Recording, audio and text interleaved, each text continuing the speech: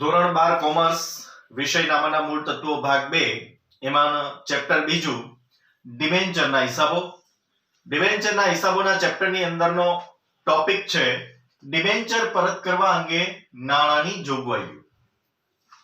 આપણે સૌ જાણીએ છીએ કે જ્યારે કંપની ડિબેન્ચર બહાર પાડે ત્યારે જ નક્કી થઈ જાય છે કે એની નિશ્ચિત મુદત પૂરી થયા બાદ આ ડિબેન્ચરની મૂળ રકમ પરત કરવા માટે કંપની પાસે નાણાં હોવા જોઈએ અને એ નાણાં પરત કરવા માટે કંપની શું વ્યવસ્થા કરશે એ અગાઉથી જ નક્કી થઈ જતું હોય છે.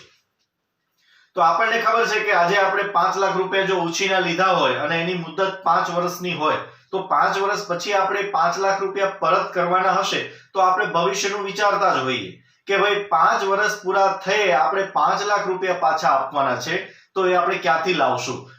એવી વ્યવસ્થા ઊભી કરવી જોઈશે કે જેથી 5 વર્ષ પૂરા થાય અને 5 લાખ રૂપિયા આપણી પાસે એકત્ર થઈ જાય અને આપણે આપણું દેવું છે એ ભરી અને એમાંથી મુક્ત થઈ શકીએ.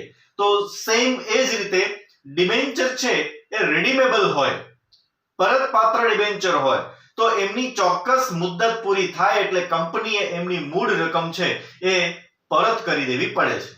તો જ્યારે કંપની ડિબેન્ચર બહાર પાડીને ઉછીના નાણાં મેળવે છે એ ત્યારે જ એમની વ્યવસ્થા છે એ ઊભી કરી લેતી હોય છે.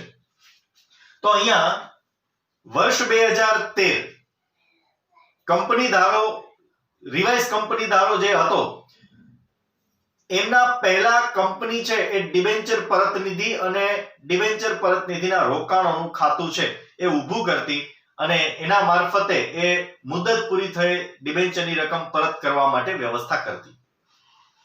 હાલ કંપની ધારા 2013 એની કલમ 71 અને પેટા કલમ 4 અને કંપની નિયમો 2014 છે એના નિયમ 18 પૈકી 7C માં કરેલ જોગવાઈ મુજબ ડિબેન્ચર પરત કરવા નીચે પૈકી કોઈ પણ 3 માંથી કોઈ પણ વ્યવસ્થા નાણાં અંગે કરવાની રહેશે. તો આ 3 જે મુદ્દા છે A, B અને C આ 3 માંથી કોઈ પણ રીતે કંપની ડિબેન્ચરની મુદત પૂરી થઈ નાણાં પરત કરવા માટે જોગવાઈ કરી શકે કે વ્યવસ્થા કરી શકે. તો એમાં પહેલું છે A, નવા શેર કે ડિબેન્ચર બહાર પાડીને ડિબેન્ચર પરત કરવા. કંપની ડિબેન્ચર બહાર પાડે છે એની મુદત પૂરી થાય અને નાણાં જ્યારે પરત કરવાના થશે તો એ સમયે કંપની પોતે જરૂરી રકમના જેટલા રૂપિયા ચૂકવવાના છે એટલા રૂપિયાના અથવા એનાથી વધુ શેર કે ડિબેન્ચર છે એ નવા બહાર પાડશે અને નવા ડિબેન્ચર કે શેર બહાર પાડ્યા બાદ જે રૂપિયા આવશે એ રૂપિયાથી જૂના જે ડિબેન્ચર છે કે જેમની મુદત પૂરી થઈ ગઈ છે એમના રૂપિયા ચૂકવી દેશે. તો અહીંયા એક એવી વ્યવસ્થા છે. માની લો કે આજે આપણને 5 વર્ષ છે એ પૂરા થઈ ગયા આપણને એટલે આપણી કંપનીને ડિબેન્ચર દ્વારા નાણાં પ્રાપ્ત કર્યા એને 5 વર્ષ પૂરા થઈ ગયા અને મુદત ડિબેન્ચરની 5 વર્ષ હતી. હવે આ ડિબેન્ચર છે જૂના એ 8% વાળા હતા. હવે 5 લાખ રૂપિયા 5 વર્ષના અંતે જ્યારે ચૂકવવાના છે 5 વર્ષ અત્યારે પૂરા થઈ ગયા તો એ રકમ કંપની છે કઈ રીતે લાવે છે જો આ પ્રથમ વિકલ્પ વિચારીએ તો કંપની શું કરશે 5 લાખ રૂપિયાના કાં તો ઇક્વિટી શેર બહાર પાડશે અને 5 લાખ રૂપિયા એકત્ર કરશે અથવા 5 લાખ રૂપિયાના નવા વ્યાજ દર વાળા ડિબેન્ચર બહાર પાડશે. માની લઈએ કે 10%. તો 10% ના ડિબેન્ચર બહાર પાડી અને નાણાં એકત્ર કરશે એ 5 લાખ રૂપિયા અથવા બંનેનું મિશ્રણ પણ હોઈ શકે. 5 લાખ રૂપિયા એકત્ર કરવા છે 8% ના ડિબેન્ચરના રૂપિયા ચૂકવવા માટે. તો અહીંયા અમુક રકમના શેર બહાર પાડશે અને રૂપિયા મેળવશે, અમુક રકમના ડિબેન્ચર બહાર પાડશે નવા વ્યાજ દર વાળા અને રૂપિયા મેળવશે. આમ બંનેનો સરવાળો કરતા 5 લાખ રૂપિયા છે એ કંપની પાસે આવશે 5 વર્ષના અંતે જે આપણે ચૂકવવાના છે તે, અને એ રૂપિયા છે એ જૂના ડિબેન્ચર જે 8% વાળા છે એને ચૂકવી દેવામાં આવશે.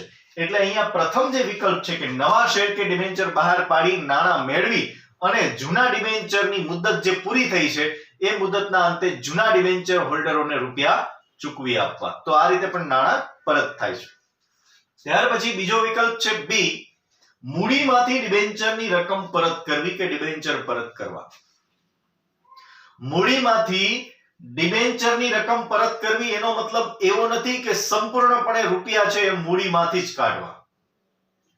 તો અહીંયા એક જોગવાઈ છે કે જ્યારે ડિબેન્ચર બહાર પાડવામાં આવે એની પહેલા બહાર પાડેલ ડિબેન્ચરની કુલ દાર્શનિક કિંમતના 25% રકમ, માની લો કે તમે 10,000 રૂપિયાના ડિબેન્ચર છે એ બહાર પાડતા હો અને 10,000 રૂપિયાની મૂળ કિંમત હોય. સપોઝ આપણે માની લઈએ કે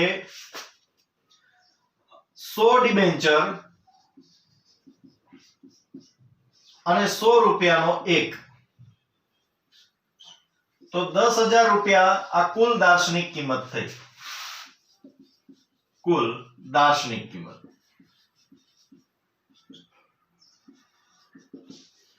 હવે 10,000 રૂપિયા કુલ દાર્શનિક કિંમત. દાર્શનિક કિંમત એટલે મૂળ કિંમત. તો એના 25% રકમ, તો 10,000 ના 25% રકમ કરીએ તો 2500 રૂપિયા થશે.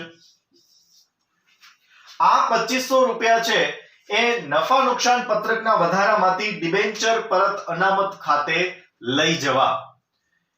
એટલે 2500 રૂપિયા એ નફા નુકસાન પત્રકના વધારામાંથી, એનો મતલબ કે નફા નુકસાન ખાતેથી, નફામાંથી 25% રકમ છે એ આપણે ડિબેન્ચર પરત અનામત ખાતે લઈ જવી. ડિબેન્ચર પરત અનામત કયો, ડિબેન્ચર પરત ભંડોળ કયો, ડિબેન્ચર પરત નિધિ કયો, બધી વસ્તુ સરખી છે. તો 25% રકમ ડિબેન્ચર પરત અનામત ખાતે લઈ જવા. પણ આપણે તો ચૂકવવાના છે 10,000 રૂપિયા. મુદત પૂરી થાય એટલે આપણે 10,000 ચૂકવવાના છે. પણ એમાંથી 25% રકમ છે એ આપણે નફા નુકસાનના પત્રકમાંથી લઈ ગયા 2500. તો બાકીના રૂપિયાનું શું? તો બાકીની અમાઉન્ટ જે છે એ બાકીની અમાઉન્ટ મૂડીમાંથી ભરપાઈ કરવામાં આવશે. એવી રીતે 2500 આ અને બાકીના રૂપિયા જે છે 7,500, એ 7,500 રૂપિયા છે એ મૂડીમાંથી કાઢવામાં આવશે. એવી રીતે 10,000 રૂપિયા ડિબેન્ચરની મુદત પૂરી થઈ ડિબેન્ચર હોલ્ડરોને ચૂકવી આપવામાં આવશે. એટલે અહીંયા મૂડીમાંથી ડિબેન્ચર પરત કરવા એનો મતલબ કે 75% રકમ મૂડીમાંથી ફાળવવી અને 25% રકમ નફા નુકસાન પત્રકના વધારામાંથી ફાળવવી અને ડિબેન્ચર પરત અનામત ખાતે લઈ જઈ અને એ નાણાં છે એ આપણે ચૂકવી આપવાના છે. ત્યાર પછી ત્રીજો વિકલ્પ છે નફામાંથી ડિબેન્ચરની રકમ પરત કરવી અથવા નફામાંથી ડિબેન્ચર પરત કરવા. તો નફામાંથી ડિબેન્ચર પરત કરવા અહીંયા સીધો જ અર્થ છે. તો કંપનીને જે નફો થાય એ નફામાંથી ડિબેન્ચરની મુદત પૂરી થઈ જેટલા રૂપિયા આપણે ચૂકવવાના છે એ પૂરેપૂરા રૂપિયા આપણે નફામાંથી ચૂકવી આપવાના છે. હવે અહીંયા એક વસ્તુ આપણને ખ્યાલ હોવી જોઈએ. દર વર્ષે કંપનીને જે નફો થાય એ નફામાંથી કંપની દર વર્ષે શેર હોલ્ડરોને ડિવિડન્ડ ચૂકવે છે. ડિવિડન્ડ હંમેશા નફામાંથી જ ચૂકવાય. ખોટ જાય તો ક્યારેય કંપની ડિવિડન્ડ ચૂકવતી નથી. તો અહીંયા જે વર્ષમાં ડિબેન્ચર હોલ્ડરોને રૂપિયા પરત આપવાના છે અને એ ત્રીજા વિકલ્પના આધારે નફામાંથી આપવાના હોય તો એ વર્ષ દરમિયાન કંપની છે એ ડિબેન્ચર હોલ્ડરોને નાણાં આપવાના હોવાથી શેર હોલ્ડરોને કાં તો ડિવિડન્ડ આપશે નહીં અથવા એને ઓછું ડિવિડન્ડ આપશે અને નફાનો મેક્સિમમ ઉપયોગ એ ડિબેન્ચર હોલ્ડરોની મુદત પૂરી થતી હોવાથી એને નાણાં ચૂકવવામાં કરશે. તો અહીંયા નફામાંથી આપણે ડિબેન્ચરની રકમ પરત કરવાની થાય તો એવા સમયે પણ ડિબેન્ચર પરત અનામત ખાતું ઊભું કરવામાં આવે છે અને ત્યાંથી નફા નુકસાન ખાતેથી જે રકમ છે ચૂકવવા પાત્ર ડિબેન્ચર હોલ્ડરોને એ રકમ ડિબેન્ચર પરત નિધિ કે ડિબેન્ચર પરત અનામત ખાતે ટ્રાન્સફર કરવામાં આવે છે, લઈ જવામાં આવે છે. ત્યારબાદ ડિબેન્ચર હોલ્ડરોને જ્યારે રૂપિયા ચૂકવાઈ જાય ત્યાર પછી એ ડિબેન્ચર પરત અનામત ખાતેથી રકમ સામાન્ય અનામત ખાતે લઈ જવામાં આવે છે, એની બાકી લઈ જવામાં આવે છે. તો આ વાત થઈ નફામાંથી ડિબેન્ચર પરત કરવા. ત્યાર પછીનો જે મુદ્દો છે એ છે ડિબેન્ચર પરત કરવા અંગે સેબીની guidelines. Securities exchange board of India SEBI છે એનું ભારતની અંદર જેટલી પણ જામીનગીરીઓ છે, જેટલી પણ સિક્યુરિટીઝ છે, એના ઉપર નિયંત્રણ રાખતી એક પ્રકારની આ સંસ્થા છે. તો એની પોતાની માર્ગદર્શિકા, પોતાની સૂચના, એની ગાઈડલાઈન છે, એ પ્રમાણે જ તમે ડિબેન્ચર, શેર, બોન્ડ વગેરે બહાર પાડી શકો અને એની ચૂકવણી પણ એની ગાઈડલાઈન પ્રમાણે જ થતી હોય છે. તો એની પહેલી ગાઈડલાઈન છે કે ઘણીવાર ડિબેન્ચર નોન કન્વર્ટિબલ હોય અને કોઈ કંપની કન્વર્ટિબલ ડિબેન્ચર પણ બહાર પાડતી હોય.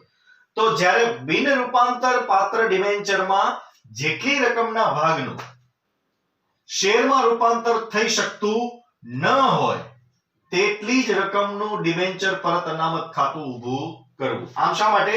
કારણ કે જે ડિબેન્ચર નોન કન્વર્ટિબલ છે એનો સીધો અર્થ છે કે આની મુદત પૂરી થશે, એની મુદત પૂરી થશે તો એવા ડિબેન્ચર કે જે નોન કન્વર્ટિબલ છે એનું કન્વર્ઝન, એનું રૂપાંતર ઇક્વિટી શેરમાં થશે નહીં.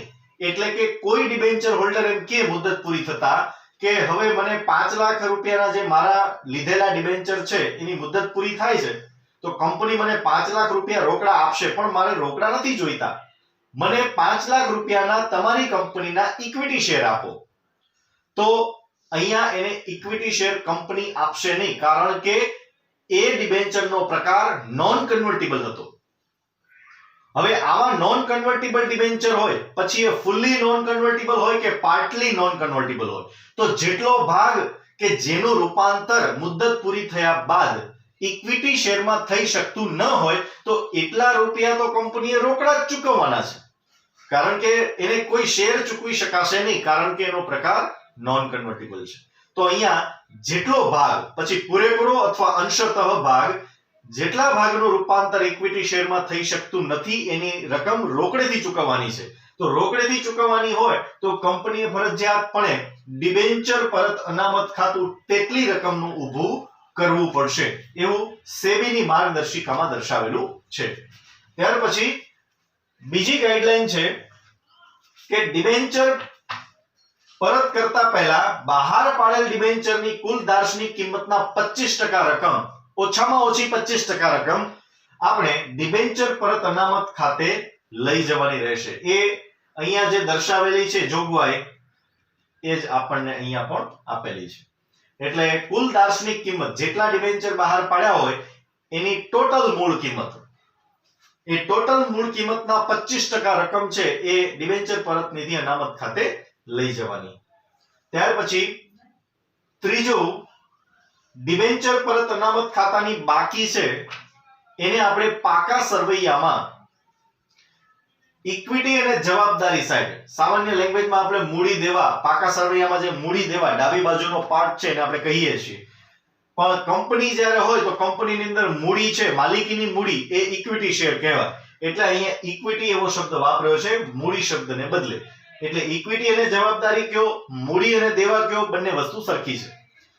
તો ડિબેન્ચર પરત અનામત ખાતાની જે બાકી છે એ બાકીને પાકા સરવૈયામાં ઇક્વિટી અને જવાબદારી સાઈડ અનામત અને વધારાનું જે શીર્ષક આવે છે એની નીચે લખવાનું છે, ત્યાં આપણે દર્શાવવાનું છે.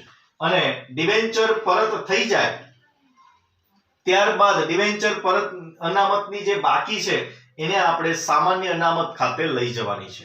એટલે ત્યાં આમનોંધ થશે, ડિબેન્ચર પરત અનામત ખાતે ઉધાર, તે સામાન્ય અનામત ખાતે જમા.